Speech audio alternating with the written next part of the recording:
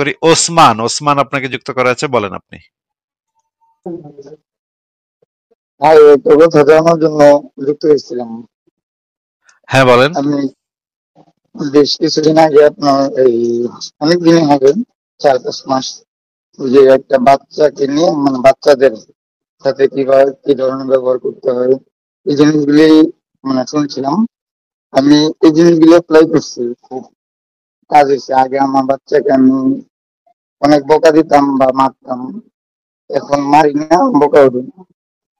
কিন্তু এখন একটা বিষয় জানার জন্য যে বাচ্চাটা সবকিছু ঠিক আছে, কিন্তু ওর আসলে পড়লে মনে থাকে না। মাত্র প্রথম শ্রেণীতে তো, মানে কোনো কিছু মনে থাকে না। ওর যে টিচার ওকে যে প্রাইভেট পড়ায় উনি প্রচন্ড মারে। এখন কি করবো বুঝতেছি না, আচ্ছা, আসলে কি করা মনে উচিত? না থাকলে, মনে না থাকা খুবই স্বাভাবিক। এত মনে রাখা মানুষের আসলে মানুষের জন্য এত কিছু ইনফরমেশন মনে রাখাটা আসলে দরকারও নাই। হ্যাঁ, এখন টিচার যদি মারে তাহলে তার টিচারকে আপনি বুঝাইতে পারেন যে মানুষের এত অনেক কিছু মনে রাখা এখন এগুলার আর কোনো প্রয়োজন নাই, এগুলো এখন ব্যাকডেটেড হয়ে গেছে। মানুষ এখন চিন্তা করে, মানুষ এখন বুঝতে পারে, যেন জিনিসটা যেন কি সেটা সে বুঝতে যেন পারে। মনে রাখা এত ইম্পর্টেন্ট এখন আর কিছু না। এখন তারপরে যদি একেবারেই কিছু মনে রাখতে না পারে, তখন তার মানে হচ্ছে তার মনোযোগের অভাব আছে। সেই বাচ্চাটা ঠিকভাবে মনোযোগটা দিচ্ছে না।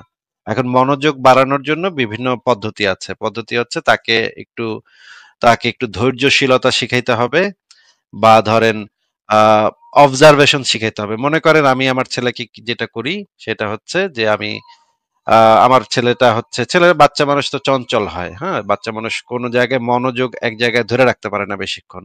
সে এইটা নিয়ে একটা জিনিস চিন্তা করতেছে, হঠাৎ করে তার মাথায় আরেকটা জিনিস আসলে সে আরেকটা জিনিস নিয়ে চিন্তা করা শুরু করে দেয়।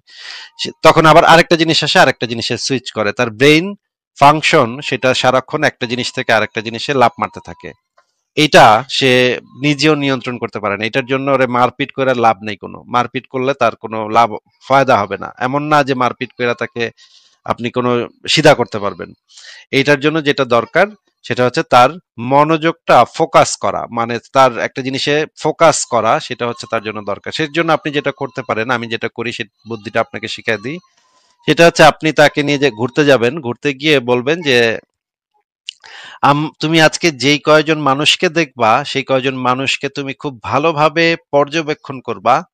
সেই মানুষটা কি জামা পরছে, কি রঙের জামা পরছে, তার শার্ট পরছে না প্যান্ট পরছে না পাঞ্জাবি পরছে, পাঞ্জাবির কালার কি, পাঞ্জাবিতে কয়টা বোতাম ছিল, তার চুলগুলা কেমন ছিল, চুলগুলা ভাঁজ করা ছিল নাকি এলোমেলো ছিল, এই এবং কয়েকজন মহিলাকে দেখছো, সেই মহিলাদের ড্রেস কেমন ছিল, শাড়ি পরছে নাকি কি বোরখা পরছে নাকি কি পরছে, প্রত্যেকটা জিনিস, জুতা পরছে, জুতার ফিতা খোলা ছিল নাকি লাগানো ছিল, এইগুলা প্রত্যেকটা জিনিস তুমি খুব ভালোভাবে অবজার্ভ করবা, এবং বাসায় আসার পর তুমি আমাকে বলবা যে কাকে কাকে তুমি দেখছো, কার কার কি কি বৈশিষ্ট্য তুমি দেখতে পাইছো। এই জিনিসটা যদি কয়েকদিন আপনি প্র্যাকটিস করেন, তাহলে বাচ্চাটা ফোকাস করাটা শিখবে, কিভাবে একটা জিনিসে মনোযোগ দিতে হয়, কোনো একটা বিষয়ের উপরে মনোযোগটা কিভাবে ধরে রাখতে হয়। এই জিনিসটা সে ধীরে ধীরে শিখবে, একদিনেই কাজ হবে না। ধীরে ধীরে আপনি করবেন, খুব ধীরে ধীরে তাকে এই জিনিসগুলো শিখাবেন, এবং জিজ্ঞেস করবেন, তাকে না দেখায় জিজ্ঞেস করবেন, আচ্ছা বলো তো ওই লোকটার কি ড্রেস ছিল, বা তুমি যে আজকে কলিম চাচার সাথে দেখা হইলো, কলিম চাচার আহ চুলগুলা কতটুকু ছিল, চুলের কালার কি ছিল, দাড়ির কালার কি ছিল, বলো তো দেখি।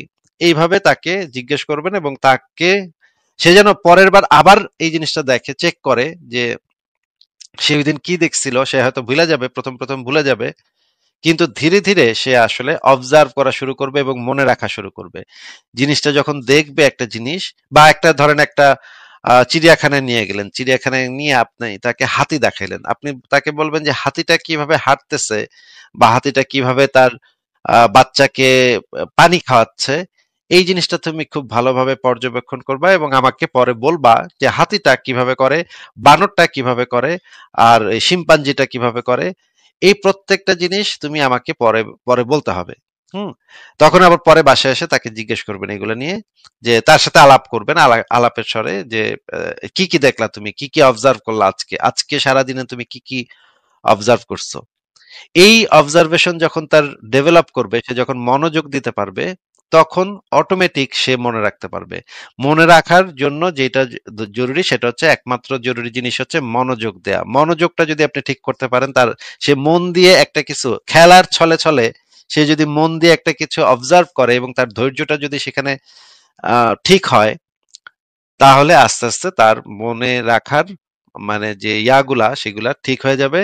তো এটার জন্য আপনাকে একটা 6 মাসের একটা টাইম তৈরি করতে হবে। 6 মাস ধরে আপনি এই কাজটা করবেন এবং প্ল্যান করবেন যে 6 মাসের প্রত্যেক সপ্তাহে আপনি কি কি করবেন, কি কি একদিন তাকে এখানে নিয়ে যাবেন, একদিন সেখানে নিয়ে যাবেন, একদিন খেলতে নিয়ে যাবেন, একদিন চিড়িয়াখানায় নিয়ে যাবেন। এইভাবে একটা প্রত্যেক সপ্তাহে আলাদা আলাদা জিনিস দিয়ে তাকে পরীক্ষা নিরীক্ষার ভিতরে ফেলবেন এবং দেখবেন 6 মাস যদি আপনি এই জিনিসটা চালাতে পারেন, তার মেমোরি খুবই শার্প হবে বলে আমি মনে করি। কারণ বাচ্চাদের সাইকোলজি এভাবেই কাজ করে।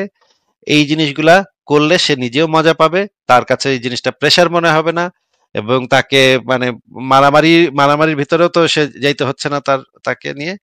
এই জিনিসগুলো যদি আপনি করেন তাহলে আমার মনে হয় ভালো ফলাফল দিবে। আপনি এটা চেষ্টা করে দেখতে পারেন। আর এই বিষয়ে অনেক বইপত্র আছে, যারা বিদেশে যারা এগুলো নিয়ে গবেষণা করে তাদের অনেক বইপত্র আছে, আপনি সেই বইপত্রগুলো ডাউনলোড করে পড়তে পারেন, সার্চ করতে পারেন ইন্টারনেটে কি কি বইপত্র পাওয়া যায়। সেই বইপত্রগুলো আপনি নিজেও পড়ে নতুন নতুন পদ্ধতি অ্যাপ্লাই করতে পারেন। এই পদ্ধতি অ্যাপ্লাই করলে দেখেন যে আপনি কোন পদ্ধতিতে আপনার বাচ্চা, এখন এক একটা বাচ্চা তো এক এক রকম, সব মানে পদ্ধতি সবার ক্ষেত্রে কাজ করে না। এই জন্য আপনার হয়তো আপনার বাচ্চার জন্য হয়তো একটু ভিন্ন পদ্ধতি অ্যাপ্লাই করতে হবে, কিন্তু মারামারি কইরা কোনো লাভ হবে না, মারামারি করে কোনো লাভ নেই। হুদাই এই সমস্ত মারামারির ভিতরে যায়েন না, এবং টিচারকেও না করে দেন যে কখনো যেন বাচ্চার গায়ে হাত না তোলে। স্ট্রিক্টলি নিষেধ করবেন, আমার বাচ্চার গায়ে যদি হাত তোলো তাহলে আমি পুলিশের কাছে এটা নিয়ে কমপ্লেন করব। তখন দেখবেন এই টিচাররাও ভয় পেয়ে যাবে। হ্যাঁ, বলবেন যে এটা পুলিশের কাছে কমপ্লেন করলে তোমার চাকরি চলে যাবে। এবং আপনি দরকার হইলে মানে স্কুলের যে প্রধান শিক্ষক তার কাছে গিয়ে কমপ্লেন করবেন যে আপনার বাচ্চাকে মারধর করা হয়েছে। মনে রাখতে পারে না সেটা তো, মনে রাখতে না পারলে বা মনে রাখতে পারলে সেটা তো আমার বাচ্চার ব্যাপার। সেখানে তো সে মারতে পারে না, গায়ে হাত তো সে দিতে পারে না। এইভাবে টিচারকে মানে এই এখানে বিষয়ে স্ট্রিক্টলি নিষেধ করবেন। হ্যাঁ, বলেন। মানে এমনিতে আমার বাচ্চা মোটামুটি সবকিছুই মনে রাখে। ও মানে লিখতে পারে, কিন্তু ওর যে অক্ষরটা, যেমন সরে সরে এখন মানে না দেখে সবকিছু লিখতে পারে, কিন্তু ও মানে বলতে পারে না যে এই অক্ষরটা এইটা। মানে সিরিয়াল ধরে লিখতে বলেন বা যেভাবে বলি ওইভাবে লিখে দেয়, কিন্তু ও মানে যে কোনো অক্ষর বললেও ওই লিখে দেয়, কিন্তু মুখ দিয়ে বলতে পারে না যে আসলে এটার নামটা কি। আর ওই প্রাইভেটের আচ্ছা, টিচার মানে স্কুলে না আর কি, প্রাইভেটে এখন অন্য কোনো টিচারও মানে ওরকম পাইতেছি না। তো আমি বুঝতেছি না আসলে এটা কিভাবে ডিল করা যায়।